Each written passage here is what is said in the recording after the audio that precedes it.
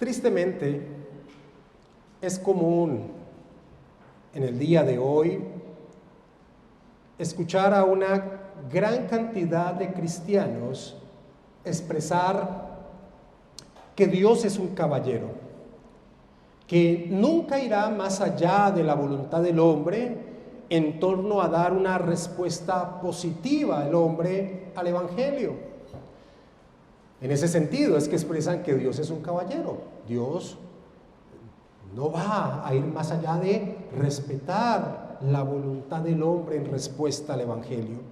Y toman como un soporte bíblico Apocalipsis capítulo 3, versículo 20, ese pasaje donde el Señor Jesucristo dice: he aquí, yo estoy a la puerta y llamo, si alguno oye mi voz y abre la puerta, entraré a él y cenaré con él y él conmigo.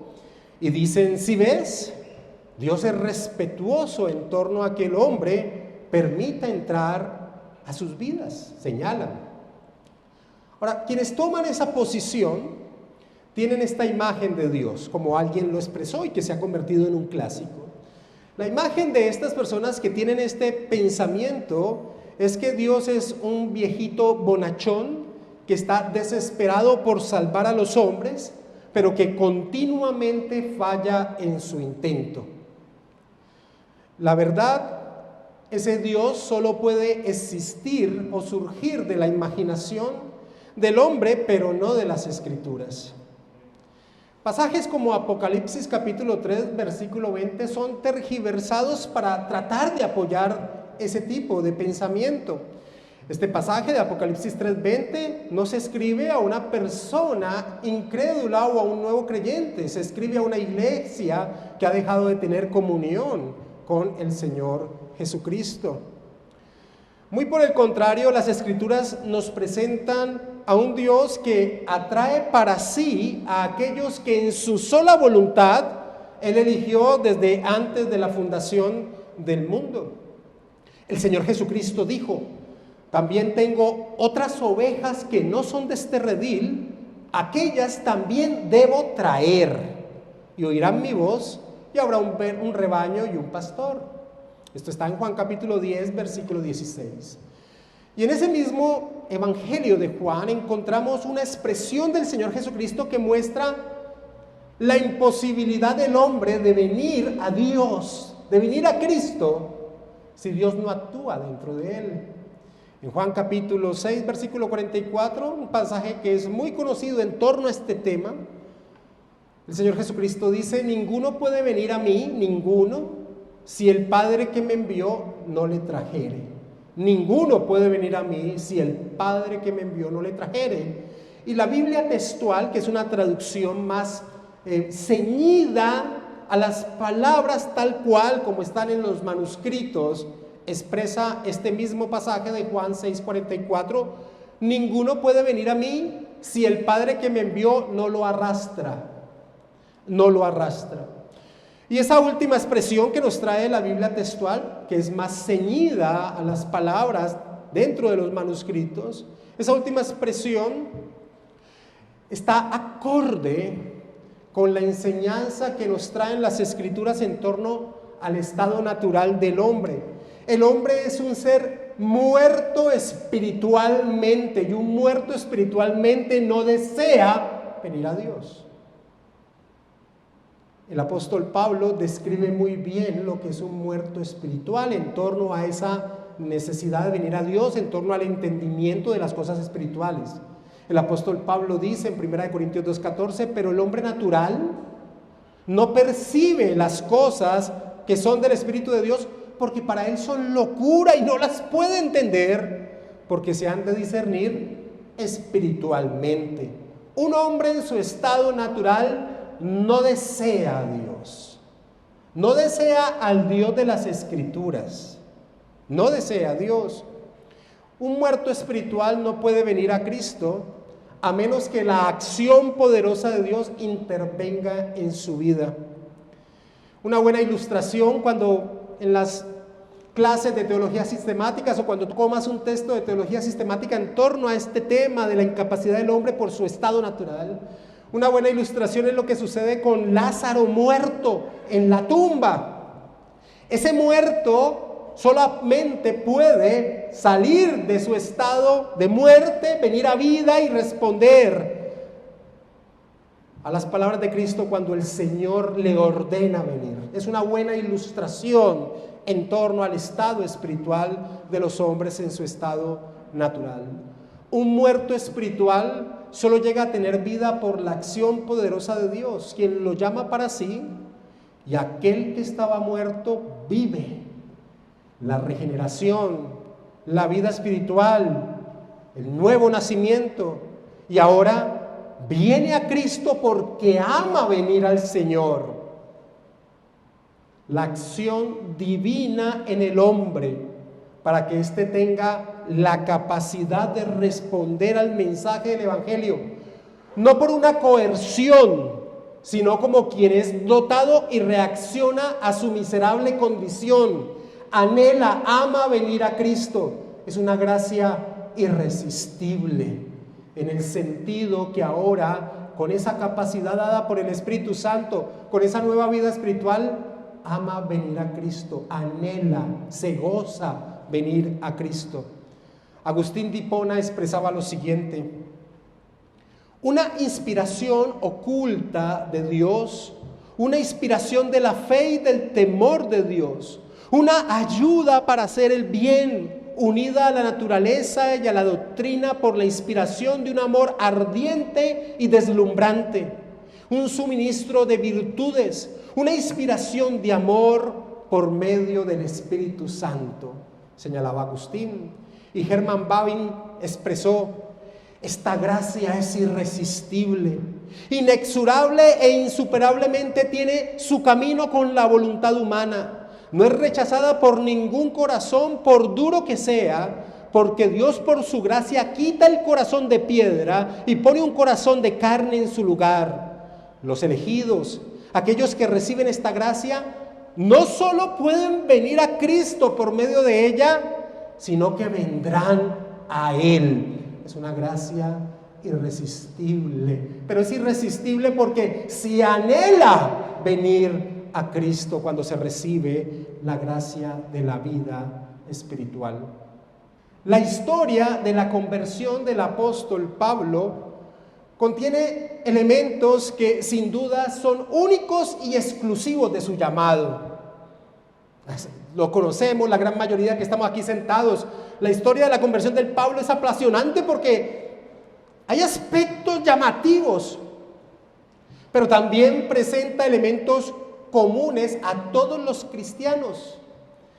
Y es en esos elementos comunes a todos los cristianos que quiero que abordemos el relato que Lucas nos presenta de cómo alguien totalmente contrario a Cristo es convertido en el más acérrimo de sus embajadores.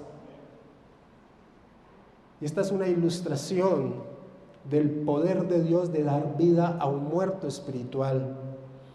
Veamos por favor el texto que vamos a estudiar en esta noche, Hechos capítulo 9, versículo del 1 al 9. Hechos capítulo 9, versículo del 1 al 9.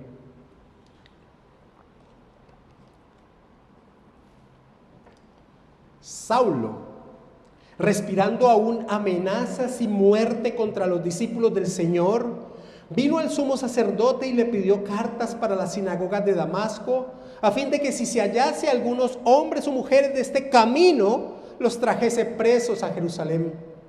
Mas yendo por el camino, aconteció que al llegar cerca de Damasco, repentinamente le rodeó un resplandor de luz del cielo. Y cayendo en tierra, oyó una voz que le decía: Saulo, Saulo, ¿por qué me persigues? Él le dijo: ¿quién eres, Señor? Y le dijo: yo soy Jesús, a quien tú persigues. Dura cosa te es dar coces contra el aguijón. Él, temblando y temeroso, dijo: Señor, ¿qué quieres que yo haga? Y el Señor le dijo: levántate y entra en la ciudad y se te dirá lo que debes hacer. Y los hombres que iban con Saulo se pararon atónitos, oyendo a la verdad la voz, mas sin ver a nadie. Entonces Saulo se levantó de tierra y abriendo los ojos no veía a nadie.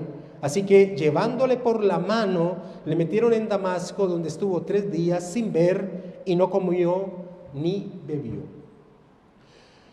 Iniciamos mirando a Saulo de Tarso antes de su llamado, porque Saulo de Tarso es una buena ilustración del hombre en su estado natural, y ese es el primer aspecto en común que quiero señalar en torno a este relato de la conversión de Saulo.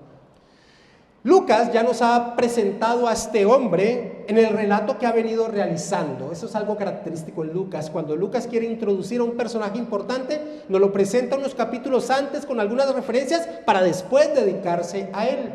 Y Lucas ya nos ha presentado a este hombre Saulo. Y lo que nos ha presentado Lucas es un hombre enemigo de Cristo.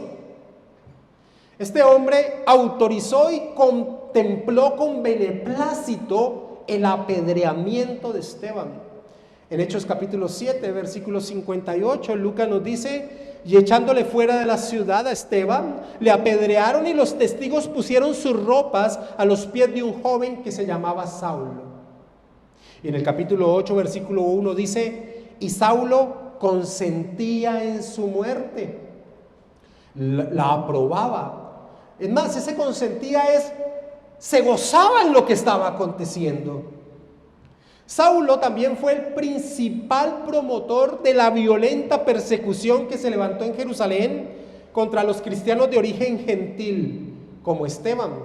En el capítulo 8, ahí en el versículo 1 donde estamos leyendo, dice: en aquel día hubo una gran persecución contra la iglesia que estaba en Jerusalén, y todos fueron esparcidos por las tierras de Judá y de Samaria, salvo los apóstoles. Y hombres piadosos llevaron a enterrar a Esteban e hicieron gran llanto sobre él. Y dice: y Saulo asolaba la iglesia, y entrando en casa por casa arrastraba a hombres y a mujeres y los entregaba en la cárcel. El término que Lucas utiliza aquí, asolaba la iglesia, tiene la intención de traer a nuestra mente a una fiera, a un animal insaciable de sangre, un animal descontrolado por devorar. Eso es lo que encierra esa palabra asolaba. Ese era Saulo. Y en el inicio del capítulo 9, que es el texto que estamos estudiando, Lucas vuelve a referenciar a este personaje hostil, al cual no le bastó con la persecución y expulsión de Jerusalén, la expulsión en Judea. No le bastó el hecho de que familias enteras tuvieran que salir corriendo de Jerusalén. No le bastó eso, sino que él iría por ellos donde estuvieran. Fuesen quien fuesen hombres o fuesen mujeres, por igual iría por ellos. Versículo 1 y versículo 2 de Hechos capítulo 9. Saulo, respirando aún amenazas y muerte contra los discípulos del Señor, vino el sumo sacerdote y le pidió cartas para las sinagogas de Damasco, a fin de que si hallase a algunos hombres o mujeres de este camino, los trajese presos a Jerusalén. Respirando aún amenazas y muerte. Esa es una expresión muy llamativa. Y es una vez más Lucas colocando en la mente del lector una alusión al jadeo o al bufido de una bestia salvaje, respirando aún amenazas y muertes. Saulo sentía una gran ira por todo lo que estuviese relacionado con Jesús de Nazaret.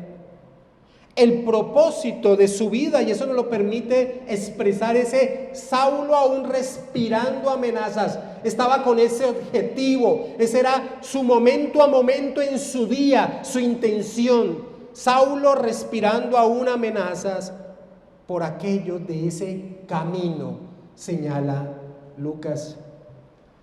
Y Saulo sí que aborrecía esa identificación que se hacía a los discípulos de Cristo como los de el camino, porque es una alusión clara a el único camino que lleva a la salvación. El camino es una alusión soteriológica, ese nombre que se les dio a los cristianos, los del camino, el único camino que conduce al Padre. Eso lo aborrecía Saulo de Tarso de tal manera que era uno de los alicientes para perseguir a los discípulos de Cristo. Seguramente Saulo pensaría: qué blasfemia, aquellos que profesan que solo están unidos, aquellos que están unidos a ese Galileo que fue crucificado, solo ellos pueden tener una relación con el Padre Celestial. Saulo pensaría: ¡qué blasfemia! Pero ese mensaje no era un invento de los discípulos del Señor Jesucristo. Nuestro Señor afirmó: yo soy el camino, la verdad y la vida. Nadie viene al Padre sino por mí. Nadie viene al Padre sino a través de Cristo. Pablo aborrecía dicha proclamación que está involucrada en la proclamación del Evangelio. Y lo aborrecía porque Saulo estaba excluido de ese camino. El odio de Saulo hacia los discípulos de Cristo era motivado por su celo religioso. En un relato posterior de esto que nos relata Hechos capítulo 9, en un relato posterior, él expresa lo siguiente. Acompáñame a Hechos capítulo 22, versículo del 3 al 4, y no vayas a perder Hechos capítulo 9. Es tan importante el relato de la conversión de Saulo que Lucas nos los trae 3 veces dentro del libro de los Hechos de los Apóstoles. Solamente ese hecho nos muestra la importancia que le da Lucas a este evento que estamos estudiando en esta noche. En Hechos capítulo 22, versículo 3 al 4 dice Pablo, el apóstol Pablo: yo de cierto soy judío, nacido en Tarso de Cilicia, pero criado en esta ciudad, instruido a los pies de Gamaliel, estrictamente conforme a la ley de nuestros padres. Dice: celoso de Dios, como hoy lo sois todos vosotros, perseguía yo este camino hasta la muerte, prendiendo y entregando en cárceles a hombres y a mujeres. Y en el capítulo 26, que es el tercer relato de la conversión de Saulo que nos trae Lucas, en el capítulo 26, versículo del 9 al 11, Saulo le expresa lo siguiente al rey Agripa: yo ciertamente había creído mi deber hacer muchas cosas contra el nombre de Jesús de Nazaret. Versículo 11. Y muchas veces castigándolos en todas las sinagogas, los forcé a blasfemar, y enfurecido sobremanera contra ellos, los perseguí hasta en las ciudades extranjeras. Saulo odiaba intensamente, como él mismo lo expresa, a aquellos de ese camino, los discípulos de Cristo, los cristianos. Esto no era una sorpresa para los cristianos. El mismo Señor Jesucristo les dijo lo siguiente: estas cosas os he hablado para que no tengáis tropiezo. Os expulsarán de las sinagogas, y aún viene la hora cuando cualquiera que os mate pensará que rinde servicio a Dios. Esto está en Juan 16, 1, 2. Como Pablo pensaba, como Saulo pensaba. Saulo pensaba que le rendía servicio a Dios, que era su obligación exterminar ese camino. Era el celo por Dios lo que impulsaba a este hombre a actuar de una manera tan violenta, respirando amenazas y muerte, dice Lucas. Pero este era un celo ignorante, como el mismo apóstol Pablo también lo señalaría más adelante en una de sus epístolas. Era un celoso de Dios, pero con un celo ignorante.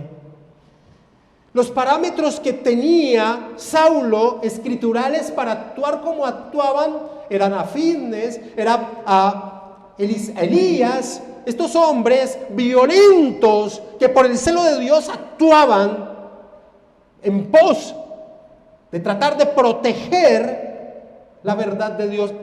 En su pensamiento, Saulo creía que estaba haciendo lo mismo que había hecho Fines y que había hecho tal vez Elías, pero era un celo ignorante, como él mismo lo proclamaría. Este era el hombre, Saulo, que salía de Jerusalén con un séquito de hombres en plan de cacería de cristianos. Si alguien, y pongámonos nuestras mentes, vayamos allí, si alguien viera partir a ese hombre en ese momento y alguien le dijera: en unos pocos días este hombre estará predicando que Jesús es el Mesías prometido, esa persona habría dicho: imposible, imposible. Pero lo que es imposible para el hombre, su salvación, es posible para Dios. Saulo de Tarso entonces nos ilustra la condición de todos los hombres en su estado natural, enemigos de Dios. Tal vez no expresado a este nivel de furia como este hombre, pero sí en torno al desprecio por Cristo. Porque todo aquel que al percibirse a sí mismo no se considera alguien totalmente apartado de Dios, destituido de su presencia, nunca estimará a aquel que es presentado como el único camino que puede unir al hombre con Dios. Saulo es una buena ilustración de los hombres en su estado natural, que aunque muy religiosos, son ciegos en torno a su condición. ¿Y cuál es esa condición? Es lo que teológicamente se conoce como depravación total. Es decir, que el pecado hace presencia en cada área de la vida del hombre, incapacitándolo en torno a cualquier aspecto en relación con Dios. ¿Qué esperanza hay para el hombre en dicho estado en torno a ser aprobado por Dios? La misma esperanza que tiene un muerto de levantarse por sus propios medios. La misma esperanza que percibiría aquel hombre que, mirando a Saulo salir de Jerusalén con cartas de extradición en sus manos, deseando la sangre de los cristianos, se le hubiese dicho: en pocos días este estará predicando que Jesús es el Mesías prometido, el Cristo de Dios. Es decir, ninguna. Pero mis hermanos, el brazo poderoso de Dios, Saulo lo experimentaría como todos o la gran mayoría que los que estamos aquí hemos experimentado, el brazo poderoso de Dios de dar vida a un muerto espiritual. Y aquí quiero señalar un segundo aspecto que es común para todos los cristianos en torno al relato que nos trae Lucas en torno a la conversión de Saulo. Y es que nadie merece la gracia de Dios. Así como Saulo no merecía la gracia de Dios, ninguno merece la gracia de Dios. Nadie merece el llamado eficaz divino, ni Saulo, ni tú, ni yo, nadie. Pero a Dios le plació elegir un pueblo para sí mismo. Y este mismo Saulo, más adelante, consciente de esa verdad de que no era digno de haber recibido esa gracia, expresa lo siguiente. Acompáñenme a 1 de Timoteo, capítulo 1, versículo 16.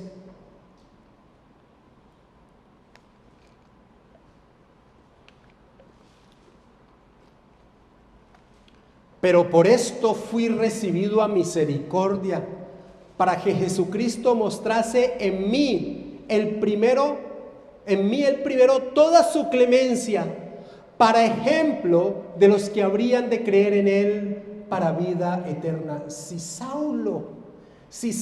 este enemigo de los cristianos, si este que respiraba amenazas y muerte, si este que anhelaba la sangre de los cristianos, había recibido la gracia del Señor, pues nadie puede sentirse excluido de poder recibir dicha gracia.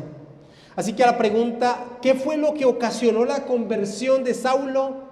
Solo hay una respuesta: la soberana gracia de Dios. Ni Saulo ni ninguno de nosotros se decidió por Cristo. Fue el Señor Jesucristo quien nos ha llamado con voz poderosa para sí mismo. Y Saulo, respirando amenazas de muerte y saliendo de Jerusalén, se encontraría cara a cara con Jesucristo. Versículo 3 al versículo 9. Mas yendo por el camino, aconteció que al llegar cerca de Damasco, repentinamente le rodeó un resplandor de luz del cielo. Y cayendo en tierra, oyó una voz que le decía: Saulo, Saulo, ¿por qué me persigues? Él le dijo: ¿quién eres, Señor? Y le dijo: yo soy Jesús, a quien tú persigues. Dura cosa te es dar coces contra el aguijón. Él, temblando y temeroso, dijo: Señor, ¿qué quieres que yo haga? Y el Señor le dijo: levántate y entra en la ciudad, y se te dirá lo que debes hacer. Y los hombres que iban con Saulo se pararon atónitos, oyendo la verdad la voz, mas sin ver a nadie. Entonces Saulo se levantó de tierra y abriendo los ojos no veía a nadie. Así que llevándole por la mano, le metieron en Damasco, donde estuvo 3 días sin ver y no comió ni bebió. La conversión de Saulo, como nos lo narra Lucas en este pasaje, en el capítulo 22 y en el capítulo 26, sin lugar a dudas es dramática.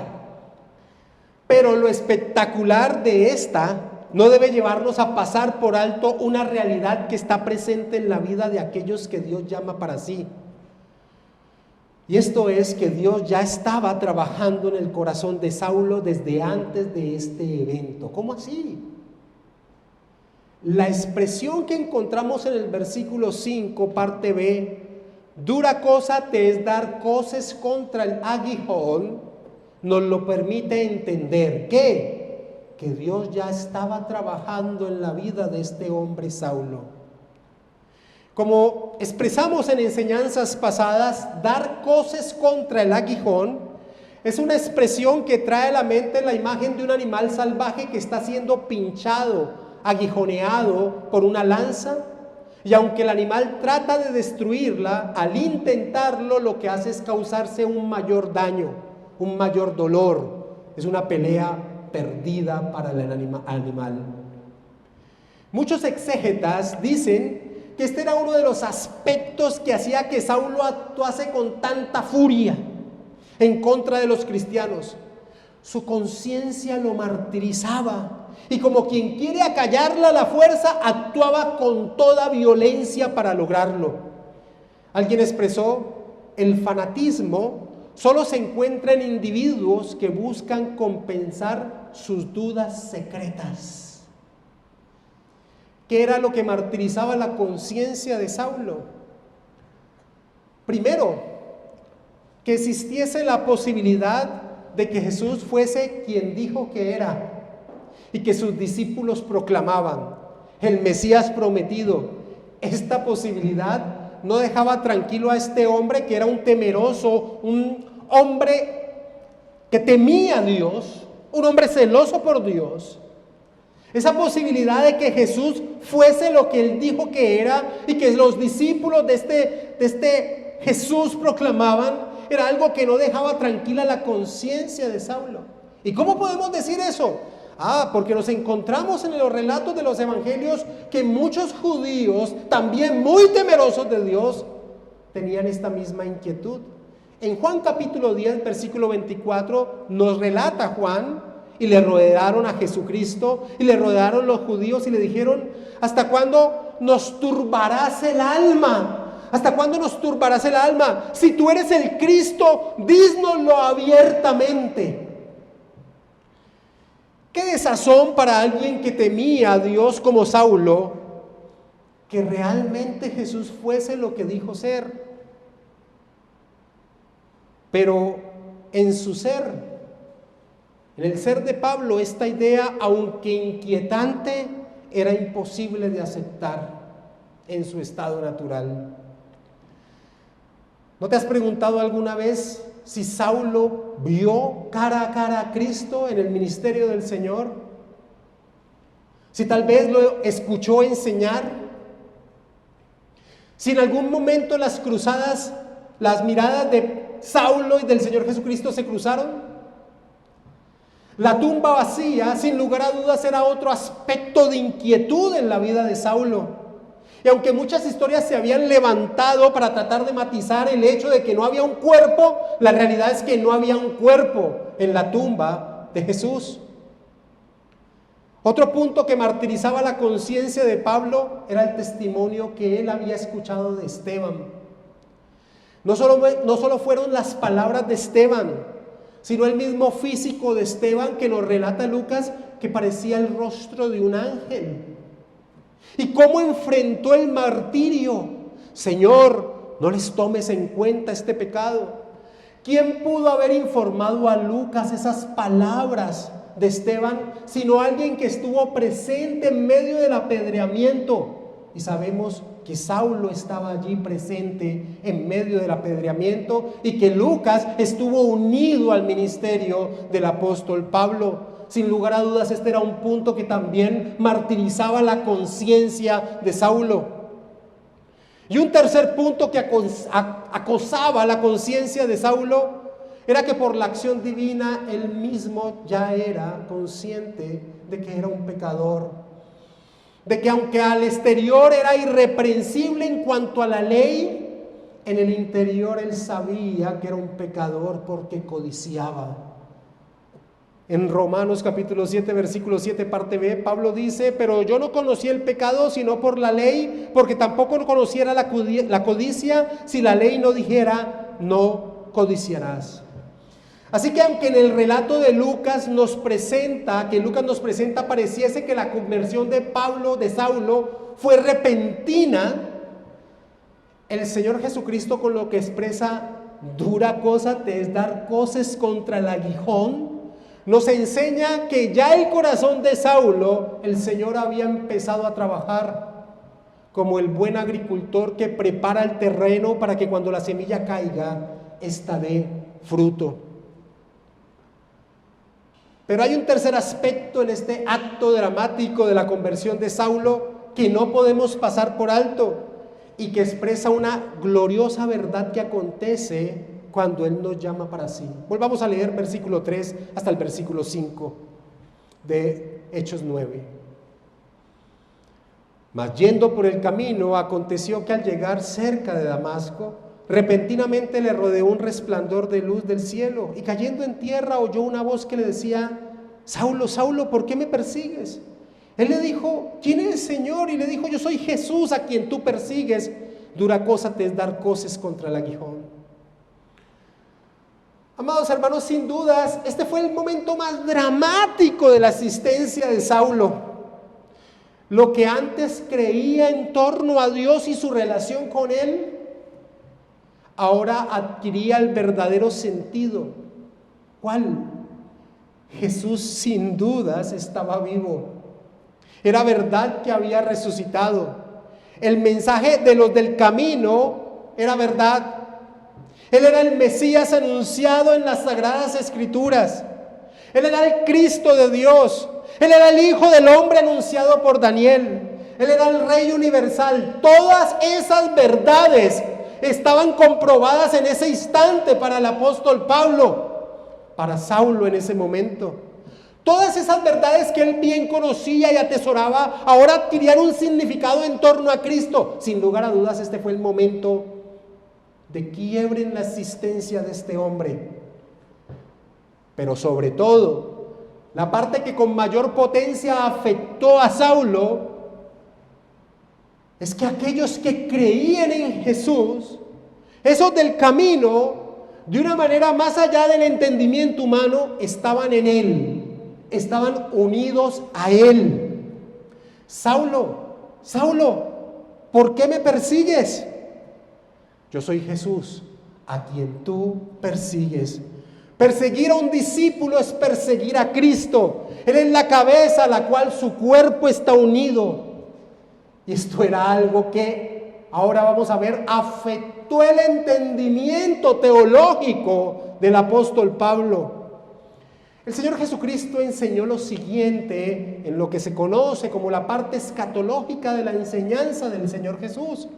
En Mateo capítulo 25, versículo 35 al 40, hablando de aquel día del juicio, el Señor Jesucristo dice: porque tuve hambre y me diste de comer, tuve sed y me diste de beber, fui forastero y me recogiste, estuve desnudo y me cubriste, enfermo y me visitasteis, en la cárcel y vinisteis a mí.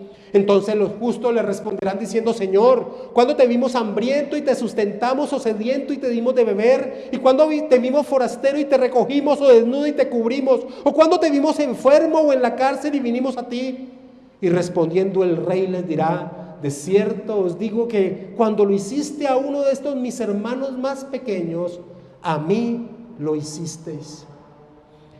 Esta verdad de la unión con Cristo que tienen aquellos que creen en Él, esta verdad marca el entendimiento existencial de Saulo, como debe hacerlo en cualquier cristiano. Saulo sabe ahora: quien cree en Cristo está unido a Él existencialmente. Por eso, cuando estudiamos las epístolas del apóstol Pablo, nosotros podemos encontrar esta verdad cubriendo cada una de las partes de su epístola. ¿Quién me separará del amor de Cristo? Nada, nadie, ninguna cosa creada. Ninguna condenación hay para los que están en Cristo Jesús. Poned la mirada en las cosas de arriba, no en las de la tierra, porque habéis muerto y vuestra vida está escondida con Cristo en Dios. Cuando Cristo, vuestra vida, se manifieste, entonces vosotros también seréis manifestados con Él en gloria. Con Cristo estoy juntamente crucificado y ya no vivo yo, mas Cristo vive en mí. Todas estas expresiones se encierran y son resumidas. Las expresiones encierran la realidad del entendimiento del apóstol Pablo de que ahora estaba unido a Cristo. Saulo, Saulo, ¿por qué me persigues? Yo soy Jesús a quien tú persigues. En la conversión el hombre pasa de muerte a vida, y esta vida se da por la presencia del Espíritu Santo de Dios, quien nos une a Cristo. Y es glorioso saber que pertenecemos a Cristo. El Catecismo de Heidelberg inicia su primera pregunta diciendo: ¿cuál es tu único consuelo tanto en la vida como en la muerte? ¿Cuál es tu único consuelo tanto en la vida como en la muerte? Y responde el Catecismo que yo, con cuerpo y alma, tanto en la vida como en la muerte, no me pertenezco a mí mismo, sino a mi fiel Salvador Jesucristo. Un cuarto aspecto que se expresa en la conversión de Saulo, que es común para todos los creyentes, es que la humillación, la sumisión y el arrepentimiento están presentes. Versículo 6 de Hechos capítulo 9. Él, temblando y temeroso, dijo: Señor, ¿qué quieres que yo haga? Kyrios, Señor, ¿qué quieres que haga? Aquel que hacía blasfemar a los cristianos ha sido derrotado por el Rey de Reyes, pero es la derrota más dulce que alguien pueda recibir. Es una derrota que tiene como resultado la vida, que permite salir del sueño al que el pecado nos ha llevado, haciendo que pensemos de nosotros mismos más de lo que realmente somos. Kyrios, aquella bestia salvaje, sedienta por la sangre de los cristianos, aquel que respiraba muerte en torno a los cristianos, ahora expresa: Kyrios, Señor, ¿qué quieres que yo haga? Ahora en Cristo nos vemos en nuestra justa medida, inválidos, necesitados de Él. No es casualidad que repetidamente en las Escrituras se nos presente que aquel que se encuentra con el Señor, evidentemente se muestra su condición de dependencia, de invalidez. El encuentro de Jacob en Peniel termina con él cojeando como un inválido, necesitado de la misericordia de Dios, de su gracia. Y aquí Saulo de Tarso termina ciego, incapaz este hombre orgulloso de poder caminar por sus propios medios, sino que tuvieron que tomarlo de la mano y entrarlo en la ciudad. Pero mis hermanos, ese es el estado más pleno del hombre en este peregrinaje: saberse necesitado absolutamente de la gracia divina en cada aspecto de su vida. Versículo 8: entonces Saulo se levantó de tierra y abriendo los ojos no veía a nadie. Así que llevándole por la mano le metieron en Damasco, donde estuvo 3 días sin ver y no comió ni bebió. Orgullo delante del Señor no existe. Y alguien podría preguntarse: ¿por qué 3 días? ¿Por qué no simplemente Saulo inmediatamente empezó a servir al Señor? Y la respuesta es porque esos 3 días fueron un momento muy importante para Saulo. pues tuvo el tiempo necesario de meditar, de entender las implicaciones de lo que había acontecido. Saulo era un maestro de las Escrituras y ahora tenía la clave hermenéutica para entender correctamente su mensaje. Jesús de Nazaret es el Cristo prometido. Para Saulo, las Sagradas Escrituras adquirieron toda una nueva perspectiva, un entendimiento que daba solución a la incapacidad propia de su ser ante Dios. Miserable de mí, ¿quién me librará de este cuerpo de muerte? Gracias doy a Dios por Jesucristo, Señor nuestro.